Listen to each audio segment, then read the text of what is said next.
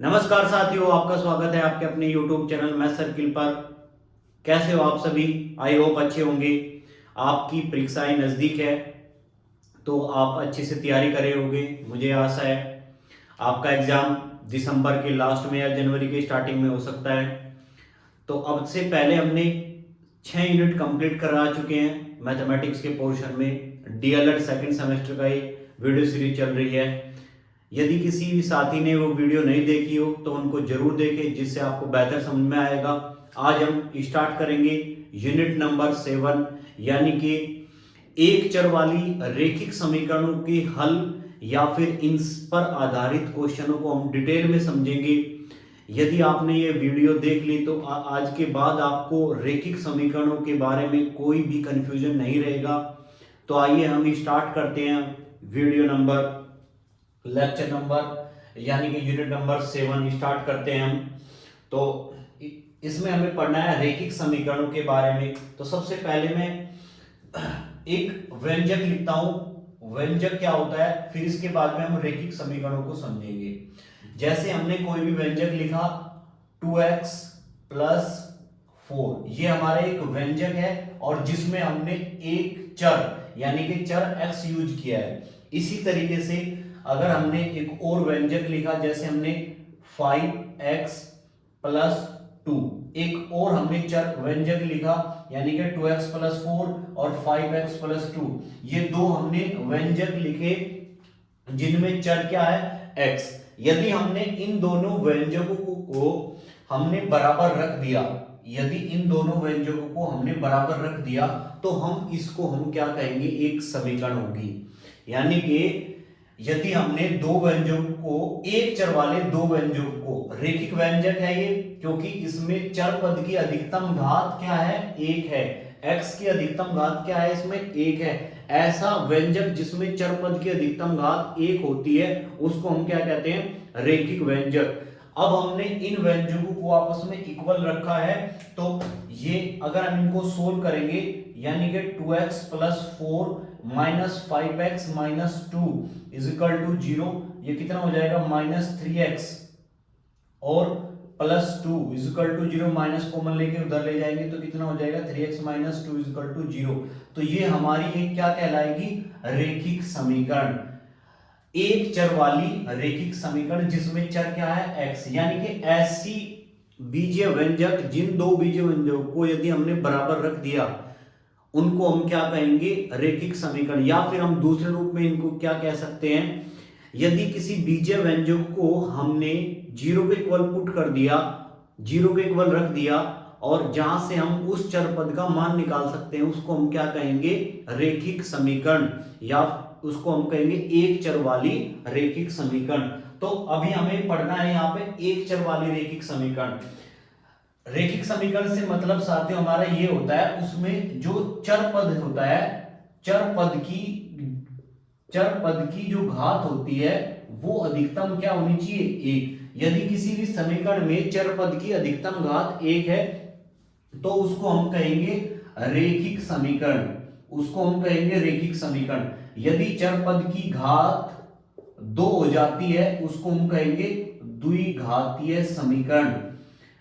यदि अब हम इसमें पढ़ेंगे सिर्फ चर पद की एक घात के बारे में, हम पढ़ेंगे इसमें रैखिक समीकरणों के बारे में, और चरों की जो संख्या होगी उसमें होगी एक। इसकी इनका एक दो एग्जांपल मैं जैसे लिख देता हूं, जैसे 2n प्लस 4, ये भी इसका एक एग्जांपल है। जैसे हमने लिखा 5g plus 8 is equal to 0, ये भी एक चर वाली रैखिक समीकरण का एग्जांपल है। तो आई होप आपको रैखिक समीकरणों के बारे में पता चला होगा, रैखिक समीकरण क्या होती है। अब मैं कुछ और टाइप की समीकरणों के बारे में लिखता हूं। देखिए, सबसे पहले हम लिखेंगे एक चर वाली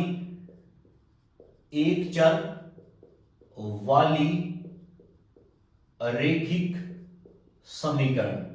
एक चर वाली रैखिक समीकरण का स्टैंडर्ड जो फॉर्म होता है उसको हम ऐसे लिख सकते हैं, ax plus B is equal to 0।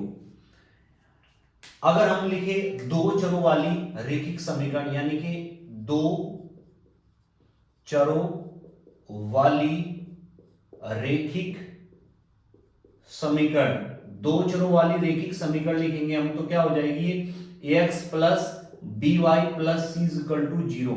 लेकिन हम दो चरों वाली रैखिक समीकरणों का हल एक समीकरण से नहीं निकाल सकते साथियों। यदि किसी समीकरण का हमें हल निकालना है तो हमें उस समीकरण में जितने चर होते हैं उतनी ही समीकरणों की आवश्यकता होती है।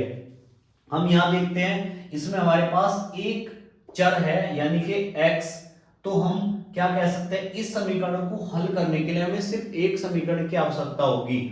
इस समीकरण में हमारे पास चर की संख्या 2 है x और y, तो इन समीकरणों को हल करने के लिए हमें दो समीकरणों की आवश्यकता होगी। तो दूसरी समीकरण में क्या लिख सकता हूं a2x plus b2y plus c2 equal to 0। तो ये हो जाएगी दो चरों वाली रैखिक समीकरण। अब हम इन समीकरणों का हल कर सकते हैं। तो हमें हमारे सिलेबस में सिर्फ क्या है एक चरों वाली रैखिक समीकरण, तो हम एक चरों वाली रैखिक समीकरणों के हल के बारे में ही पढ़ेंगे। जैसे मैं एक एग्जांपल लिखता हूं, जैसे 4x plus 9 equal to 2x plus 3। इनको हल करने का तरीका क्या होता है, तो सबसे पहले ये एक समझेंगे आप, ये एक तराजू है, ये एक पलड़ा है और एक दूसरा, यानी कि एक साइड ये है और एक साइड ये है, ये एक तराजू है। यदि मैं इस साइड से कुछ घटाऊंगा तो ये साइड क्या हो जाएगी ऊपर हो जाएगी। ये साइड, इस साइड से अगर मैं कुछ घटाऊंगा तो क्या हो जाएगी ये साइड ऊपर हो जाएगी। यानी कि इनको बैलेंस करने के लिए हमें दोनों तरफ सेम प्रक्रिया करनी पड़ेगी। अगर मैं इस साइड से 9 घटाऊंगा तो इस साइड से मुझे 9 घटाना पड़ेगा। तो यदि मैंने क्या किया इस साइड से 9 घटाया तो इस साइड से भी क्या हो जाएगा 9 घट जाएगा। हम इसको क्या लिखेंगे 4x, ये कैंसिल आउट हो जाएंगे 2x, और इसको हम सोल्व करेंगे कितना बचेगा -6। अब हम क्या करेंगे दोनों तरफ से 2x घटा देंगे, दोनों तरफ से 2x घटाएंगे तो इसका मतलब क्या हो जाएगा 2x -6 -2x, 2x से 2x कैंसिल हो जाएगा, ये कितना बचेगा 2x इक्वल टू -6। अब हम क्या करेंगे ये 2 इसके साथ 2 से दोनों तरफ क्या कर देंगे भाग कर देंगे, 2 से दोनों तरफ भाग कर देंगे तो 2 से 2 कैंसिल हो जाएगा, x इक्वल टू कितना बचेगा 2 3 6 यानी कि -3। तो इस तरीके से हम समीकरणों का हल करते हैं। ये तरीका होता है रैखिक समीकरणों को हल करने का। लेकिन एग्जाम में हमें इस तरीके से नहीं करना है, क्योंकि अगर हम एग्जाम में इस तरीके से करेंगे तो क्वेश्चन काफी लंबा हो जाएगा और हमें टाइम बहुत ही लग जाएगा इस ऐसे क्वेश्चन को सोल्व करने में, क्योंकि हमारे पास एक ही घंटा होता है एग्जाम में, तो हमें इनको किफायती तरीके से करना होगा। तो मैं इसको करने का तरीका बताता हूं किस तरीके से हम इन क्वेश्चनों को हल कर सकते हैं। जैसे हमने एक एग्जांपल लिखा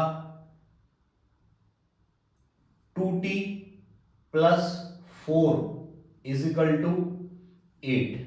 हमें इस रैखिक समीकरण को हल करना है। तो सबसे पहले हमारा क्या तरीका रहेगा, हमें यह देखना है इस समीकरण में जो चर पद है उनको एक साइड में ले जाएंगे और अचर पदों को एक साइड में ले जाएंगे।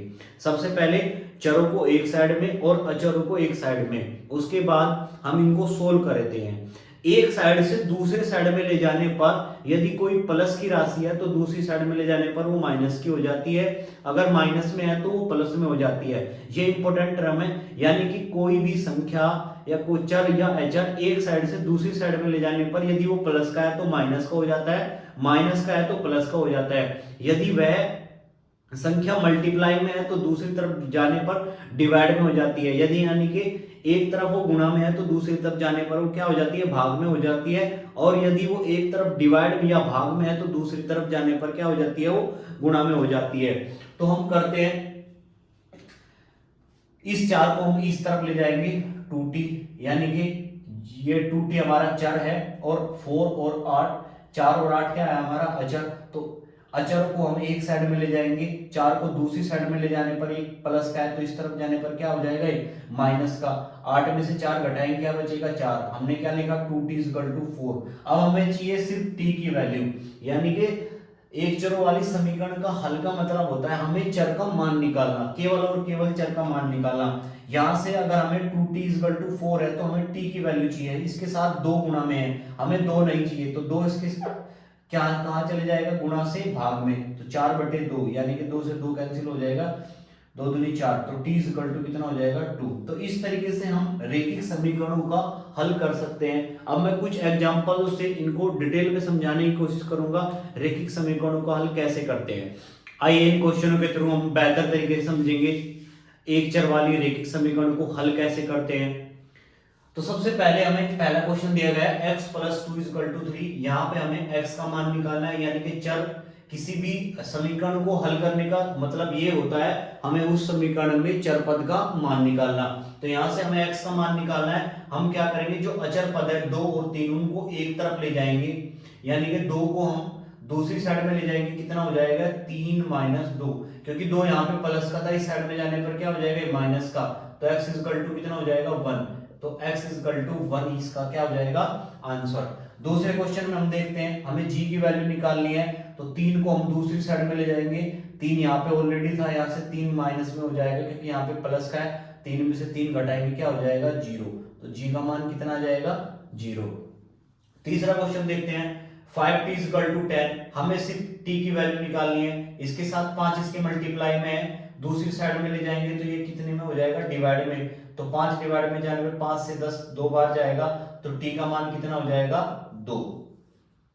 चौथा क्वेश्चन देखते हैं, x/3 = 2, ये इसके साथ डिवाइड में है, मल्टीप्लाई में चल जाएगा, दूसरी तरफ ले जाएंगे तो कितना हो जाएगा 3 × 2, x इक्वल टू कितना हो जाएगा 6, ये इसका क्या आ जाएगा आंसर। पांचवा क्वेश्चन देखते हैं, 7x/15 = 3, यानी कि 7x/15 बराबर 3, हमें निकालना है x की वैल्यू। तो क्या करेंगे, सबसे पहले जो इसके डिवाइड में उसको मल्टीप्लाई में ले जाएंगे, यानी कि 7x = 3 × 15, 15 × 45।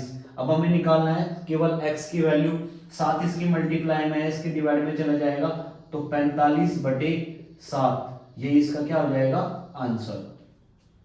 अगला क्वेश्चन देखते हैं, छठा क्वेश्चन नंबर, तो 2x, ये 3 इसके साथ माइनस में, अचर पदों को हमें दूसरी तरफ ले जाना है, ये कितना हो जाएगा 5 + 3, 5 और 3 कितना हो जाएगा 8, हमें x की वैल्यू निकालनी है, 2 इसके साथ मल्टीप्लाई में था, ये इसके साथ किस में चले जाएगा डिवाइड में, 2 से इसको काटेंगे 4 बार, तो x इक्वल टू कितना हो जाएगा 4। आइए कुछ और क्वेश्चनों को करते हैं, ये कुछ अच्छे लेवल के क्वेश्चन है, हमें इसको सोल्व करना है। 5y/3 + 1 = 6, इसमें हमें y का मान निकालना है। तो सबसे पहले हम क्या करेंगे, जो अचर पद है उनको एक तरफ ले जाएंगे, यानी कि 5y/3 बराबर 6 - 1, इस एक को इस तरफ ले जाएंगे, तो 6 में से घटाएंगे क्या बचेगा 5। अब ये 3 इसके साथ डिवाइड में है, ये इसके साथ किस में जाएगा मल्टीप्लाई में, तो 5y = 5 × 3, यानी कि ये कितना हो जाएगा 15। अब 5 इसके साथ मल्टीप्लाई में है, ये इसके साथ किस में जाएगा डिवाइड में, तो y = कितना हो जाएगा 15/5, 5 से 3 बार जाएगा, 5 × 3 = 15, तो y का मान कितना आ जाएगा 3। क्वेश्चन नंबर 9 को सोल्व करते हैं, 5 इसके साथ डिवाइड में है, मल्टीप्लाई में चला जाएगा दूसरी साइड में, तो 5x - 3 = 7 × 5, 7 × 5 = 35। अब यहां से हम 2x - 3 = 35, इस 3 को हम दूसरी साइड में ले जाएंगे, ये क्या हो जाएगा प्लस का हो जाएगा, 35 और 3 कितना हो जाएगा 38। अब ये 2 इसके साथ मल्टीप्लाई में है, हमें चाहिए x की अकेली वैल्यू, 2 मल्टीप्लाई से डिवाइड में चले जाएगा, 38/2, यानी कि क्या हो जाएगा 19, 19 इसका क्या हो जाएगा आंसर। अगला क्वेश्चन नंबर देखते हैं, क्वेश्चन नंबर 8, हमें इसको सोल्व करना है। 1.2x = इस 3 को दूसरी साइड में ले जाएंगे, घटाएंगे कितना बचेगा, 4.2 में से 3 घटाएंगे क्या बचेगा 1.2। अब 1.2x = 1.2, यहां से हमें x की वैल्यू निकालनी है, तो 1.2 इसके साथ कहां चला जाएगा डिवाइड में, ये कितनी बार जाएगा एक बार, तो x का मान कितना हो जाएगा x = 1। अगला क्वेश्चन देखना है हमें, क्वेश्चन नंबर 10, अच्छा क्वेश्चन है। तो सबसे पहले हम क्या करेंगे, इनकी मल्टीप्लाई करेंगे, ये इसके साथ मल्टीप्लाई हो जाएगी और ये इसके साथ मल्टीप्लाई हो जाएगी, यानी कि हम क्या करेंगे 5n + 3 × 4 = 9 की मल्टीप्लाई हो जाएगी 7n - 2। मल्टीप्लाई जैसे ही करते हैं तो कितना हो जाएगा, 5 चौक 20n + 4 × 3 = 12 बराबर 9 9 × 7 = 63n माइनस 9 दूनी 18। अब क्या करेंगे, जो चर वाले पद है उनको एक तरफ ले जाएंगे और अचर वाले पदों को एक तरफ। हम क्या करेंगे, 20n को इस तरफ ले जाएंगे और 18 को इधर, यानी कि 12 + 18 = 63n - 20n। अब इनको सोल्व करेंगे, यहां से हम इनको यहां पर सोल्व कर लेते हैं। तो 18 और ये 12 कितना हो जाएगा, 30 बराबर 63 में से 20 घटाएंगे, हमारे पास बचेगा 43n। 43 इसके डिवाइड में चले जाएगा तो 43 30/43 बराबर n। तो ये इसका क्या हो जाएगा, आंसर। अगला क्वेश्चन देखते हैं, क्वेश्चन नंबर 11। 50/3 + 2 = 90 - 1/6। इसको सोल्व करना है तो सबसे पहले हम क्या करेंगे, इसका ले लेंगे एलसीएम, यानी कि 5t, इनका एलसीएम कितना हो जाएगा, इसके अपॉन 1 कर लेंगे, इनका एलसीएम हो जाएगा 3। 5t, 3 से इसको डिवाइड करेंगे, एक बार जाएगा, फिर 1 से इसको डिवाइड करेंगे, 3 बार जाएगा, 3 दूनी 6 हो जाएगा। तो 90 - 1/6, इनकी मल्टीप्लाई करेंगे, इसको हम सोल्व भी कर सकते हैं, 3 से इसको 2 बार काट सकते हैं, 2 की मल्टीप्लाई इसमें करेंगे तो 5t + 6 और गुणा 2 बराबर 90 - 1। सोल्व करेंगे, 5 दूनी 10t + 6 दूनी 12 बराबर 90 - 1। अब इस 9 को इस साइड में ले जाएंगे, 90 - 10t - 90, यानी कि -1 - 12, तो कितना हो जाएगा, -13। अब 10 में से 9 घटाएंगे, कितना बचेगा, ये t = -13। तो यही आपका क्या हो जाएगा, आंसर। अब हम कुछ क्वेश्चन करेंगे जो भाषा पर आधारित रैखिक समीकरणों के क्वेश्चन हैं, उनको करेंगे। आपकी स्क्रीन पर क्वेश्चन दिया गया है, 5 पुस्तकों का मूल्य 7 पुस्तकों के मूल्य से 14 कम है, एक पुस्तक का मूल्य ज्ञात कीजिए। तो हम क्या करेंगे, माना एक पुस्तक का मूल्य, माना एक पुस्तक का मूल्य बराबर x, एक पुस्तक का मूल्य बराबर x। तो प्रश्न अनुसार हम क्या करेंगे, प्रश्न अनुसार इसने क्या दिया गया है, 5 पुस्तकों का मूल्य 7 पुस्तकों के मूल्य से 14 कम है। सबसे पहले हमें एक पुस्तक का मूल्य x मिला है, अगर मैं 7 पुस्तकों का मूल्य निकालूं तो कितना हो जाएगा, 7x। जैसे हमें ये पता है कि एक पेंसिल 5 रुपए में आती है, तो 5 पेंसिल कितने में आएगी, 25 रुपए में, यानी कि हमने इनकी क्या की है, मल्टीप्लाई। इसी तरीके से एक पुस्तक का मूल्य x रुपए है तो 7 पुस्तक का मूल्य कितना हो जाएगा, 7x। फिर इसने कहा है 7x में से यदि मैं 5 पुस्तकों के मूल्य को घटाऊं तो हमें क्या मिलेगा, 14। अब इनको हम सोल्व करेंगे, 7x में से 5x घटाएंगे, कितना बचेगा हमारे पास, 2x बराबर 14। ये इसके साथ मल्टीप्लाई में है तो आंसर क्या हो जाएगा, /2। ये कितनी बार जाएगा, 7। तो एक पुस्तक का मूल्य हमारा क्या हो जाएगा, 7। अगला क्वेश्चन देखते हैं, मोहिंदर की वर्तमान उम्र बताइए यदि वह 10 वर्ष पहले 35 वर्ष का था। तो हम क्या करेंगे, माना मोहिंदर की वर्तमान उम्र, क्या मान लिया हमने, इसकी वर्तमान उम्र x। इसने क्या कहा है, मोहिंदर की वर्तमान उम्र बताइए यदि वह 10 वर्ष पहले 35 वर्ष का था। तो हम क्या करेंगे, ये वर्तमान उम्र है, इसमें से हम प्रश्न अनुसार 10 साल पहले की उम्र घटाएंगे। 10 साल पहले की उम्र क्या हो जाएगी, x - 10, और ये कितने का था, 10 वर्ष पहले ये 35 वर्ष का था, तो इसको 35 के इक्वल रख देंगे, इस 10 को इस तरफ ले जाएंगे तो कितना हो जाएगा, 35 + 10 = 45। तो इसकी वर्तमान उम्र क्या हो जाएगी, मोहिंदर की वर्तमान उम्र हो जाएगी हमारी 45। अगला क्वेश्चन देखते हैं, प्रज्ञा का वजन पहले से 3 किलोग्राम बढ़कर 17 किलोग्राम हो जाता है, उसका भार पहले कितना था। तो हम करेंगे, माना प्रज्ञा का प्रारंभिक भार बराबर x। प्रज्ञा का प्रारंभिक भार x था, तो उसने क्या कहा है, प्रज्ञा का वजन पहले से 3 किलोग्राम बढ़कर 17 किलोग्राम हो गया। प्रश्न अनुसार क्या करेंगे, प्रश्न अनुसार पहले यदि उसका x किलोग्राम था तो हमने इसमें क्या बढ़ाया, 3 किलोग्राम बढ़ाया, और 3 किलोग्राम बढ़ने से इसका वजन कितना हो गया, 17 किलोग्राम। हमें निकालना है x की वैल्यू, तो x इक्वल टू कितना हो जाएगा, 17 माइनस 3 इज इक्वल टू 40, यानी कि 40 केजी उसका क्या था, प्रारंभिक वजन था। किसी संख्या में 5 जोड़ने पर 15 प्राप्त होता है, संख्या बताइए। तो क्या लिखेंगे, माना वह संख्या बराबर x। तो प्रश्न अनुसार क्या करेंगे, उस संख्या में क्या जोड़ने पर, उस किसी संख्या में 5 जोड़ने पर 15 प्राप्त होता है। इस संख्या में यदि हमने 5 जोड़ा तो हमें क्या मिलेगा, 15, यानी कि प्रारंभिक संख्या x थी, उसमें हमने 5 जोड़ा तो हमें क्या मिला, 15।